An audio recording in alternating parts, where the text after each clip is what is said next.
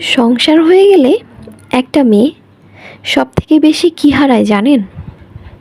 যত্ন। কেউ তাকে ভাত বেড়ে দেবে, সেই যত্ন।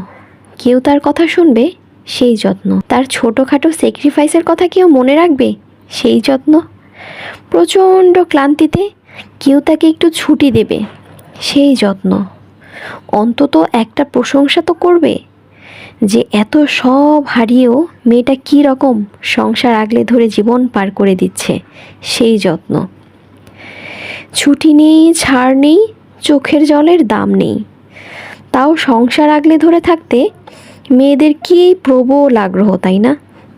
এই আগ্রহকে কি বলে জানেন?